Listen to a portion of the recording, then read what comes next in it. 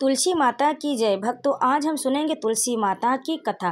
कार्तिक मास में तुलसी माता की कथाएं सुनना बहुत ही पुण्यकारी होता है, क्योंकि भक्तों भगवान विष्णु को तुलसी माता अति प्रिय हैं और कार्तिक का महीना शुरू हो चुका है, इसलिए प्रतिदिन तुलसी माता की कथा अवश्य सुनना चाहिए ताकि भगवान विष्णु प्रसन्न हो। जो भी भक्त श्रद्धा पूर्वक तुलसी माता की कथा का श्रवण करते हैं, उनकी कहानी सुनते हैं, उनकी महिमा का गुणगान करते हैं, तो तुलसी माता उनके घर में सुख समृद्धि बनाए रखती, अपना आशीर्वाद देती और तुलसी माता प्रसन्न होती हैं। तो भक्तों, कार्तिक मास में तुलसी माता को प्रतिदिन पूजा करनी चाहिए। सुबह और शाम के समय दीपक जलाना चाहिए। सुबह में जल देकर उनकी विधिवत पूजा करें। तुलसी माता के समक्ष आप उनकी पूजा करें। सुबह के समय जल जरूर दें।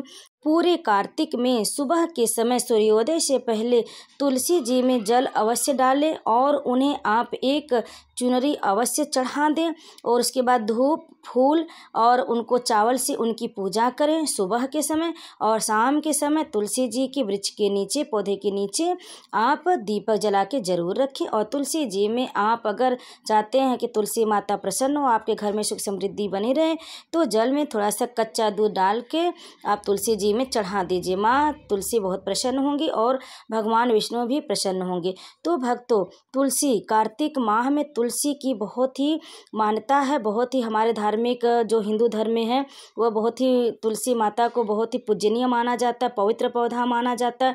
इसलिए कार्तिक मास में वैसे तो तुलसी जी हमेशा पूजी जाती है, उनकी पूजा हमेशा होती है, लेकिन कार्तिक मास में उनका महत्व बढ़ जाता है पूजा करने का। तुलसी जी और शालिग्राम को साथ में रख के कार्तिक भर पूजा किया जाता है।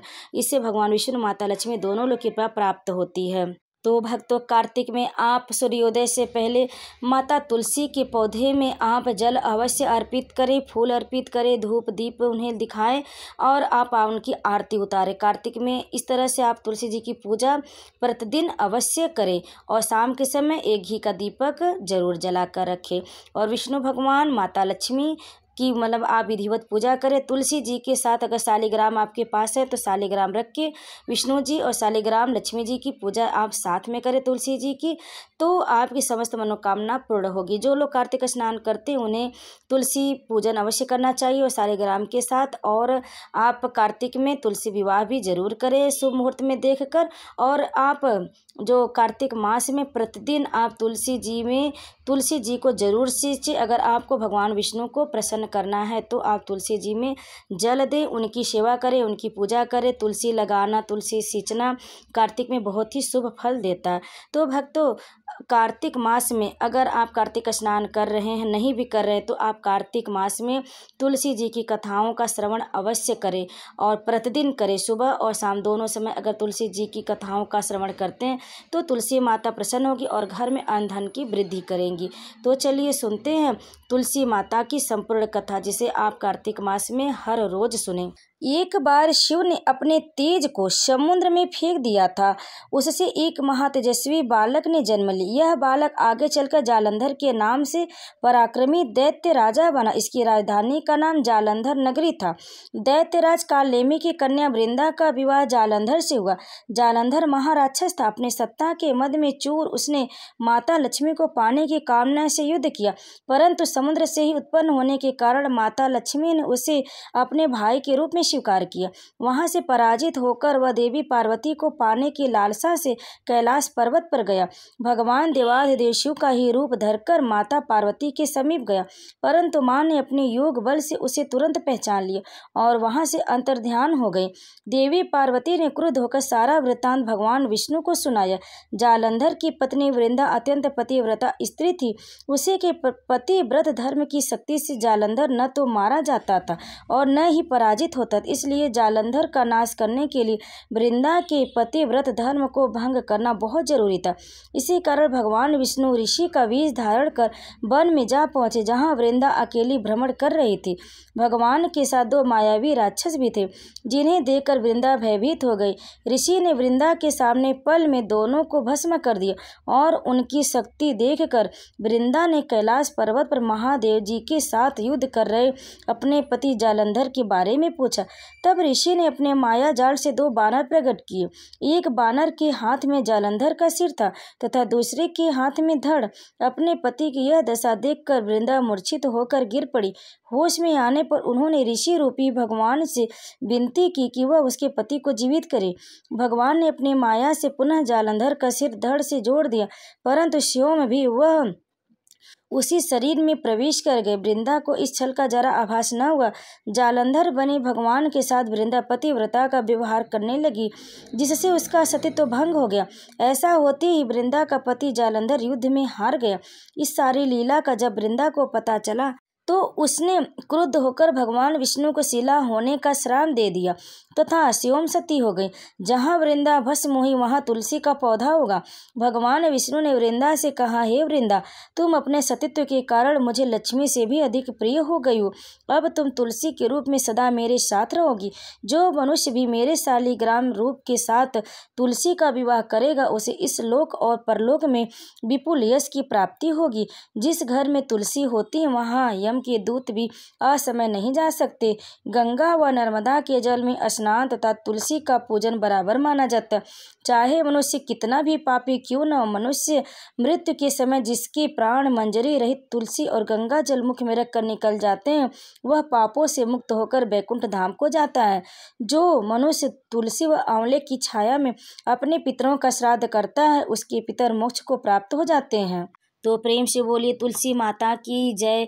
भक्तों, इसीलिए कार्तिक मास में तुलसी जी की पूजन किया जाता है शालिग्राम के साथ, क्योंकि शालिग्राम भगवान विष्णु का रूप है जो कि पत्थर के रूप में वृंदा ने उन्हें श्राप दिया था। इसीलिए शालिग्राम को रखकर तुलसी जी के समक्ष दोनों लोग की पूजा की जाती है ताकि विष्णु भगवान प्रसन्न हो और तुलसी माता भी प्रसन्न होती है। जो भक्त श्रद्धा से तुलसी माता की पूजा करते हैं शालिग्राम के साथ तो भगवान विष्णु उनके ऊपर अपनी कृपा सदैव बनाए रखते हैं। तो इसीलिए कार्तिक मास में शालिग्राम के साथ भगवान माता लक्ष्मी और भगवान विष्णु की विधिवत पूजा की जाती है और दोनों समय और उनकी कथा का श्रवण किया जाता है। अब आइए सुनते तुलसी माता की दूसरी कथा।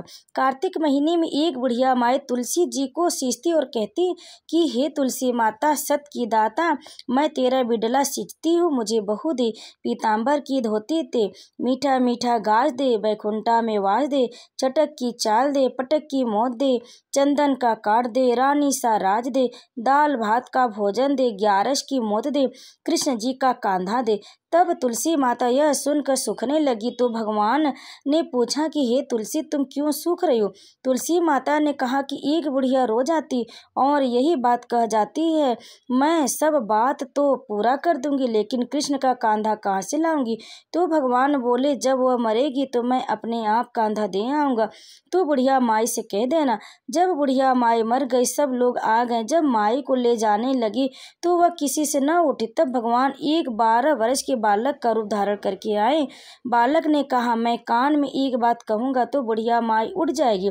बालक ने कान में कहा, बुढ़िया माई मन की निकाल ले, पीताम्बर की धोती ले, मीठा मीठा घास ले, बैकुंठा की वास ले, चटक की चाल ले, पटक की मौत ले, कृष्ण जी का कांधा ले। यह सुनकर बुढ़िया माई हल्की हो गई। भगवान ने कंधा दिया और बुढ़िया माई को मुक्ति मिल गई। हे तुलसी माता, जैसे बुढ़िया माई को मुक्ति दी वैसे सबको देना। तो प्रेम से बोलिए माँ तुलसी की जय, तुलसी माता की जय।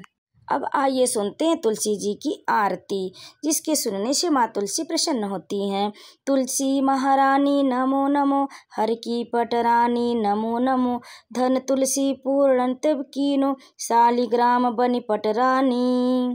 जाके पत्र मंजरी कोमल, श्रीपति कमल चरण लपटानी। तुलसी महारानी नमो नमो, हर की पटरानी नमो नमो, धूप दीप न देव आरती, पुष्पन की वर्षा बरखानी। 56 भोग 36 व्यंजन, बिन तुलसी हरि एक न मानी।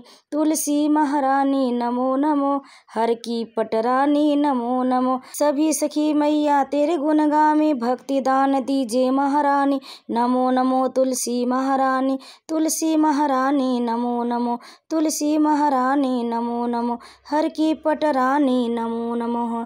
प्रेम से बोले तुलसी माता की जय। भक्तों, कार्तिक मास में जो तुलसी जी की पूजा करता है और उनकी इस कथा का श्रवण करता है तो भक्तों उस पर माता तुलसी कृपा सदैव बनी रहती, उसके घर में अन्न धन की वृद्धि होती। इसीलिए कार्तिक मास में सुबह और शाम तुलसी जी की पूजा का विशेष विधान बताया गया है। सुबह और शाम के समय दोनों ही समय तुलसी जी की पूजा करें, उन्हें भोग लगाएं, उन्हें धूप आरती और दीपक जलाएं। तुलसी जी को प्रतिदिन कार्तिक में सूर्योदय से पहले सींचें और उनको धूप बत्ती दिखाएं, शाम के समय दीपक जलाएं और उन विष्णु भगवान के समक्ष तुलसी जी की आप पूजा करते समय तुलसी जी की पत्तियां अवश्य चढ़ाएं। तब भगवान विष्णु कार्तिक में आपके ऊपर अवश्य प्रसन्न होंगे, क्योंकि तुलसी जी भगवान विष्णु को अति प्रिय हैं। इसीलिए उनकी पूजा में तुलसी जी की पत्तियां जरूर चढ़ाई जाती है, तभी उनकी पूजा संपूर्ण मानी जाती। इसीलिए कार्तिक मास में तुलसी जी को भगवान विष्णु के चरणों में अवश्य अर्पित करें और भगवान विष्णु की पूजा करें। कार्तिक स्नान जो लोग करते हैं वह सूर्योदय से पहले कार्तिक स्नान करके भगवान विष्णु माता लक्ष्मी की पूजा करें, फिर उसके बाद तुलसी जी में जल अर्पित करें, फिर सूर्योदय होने पर सूर्य देव को अर्घ्य दें।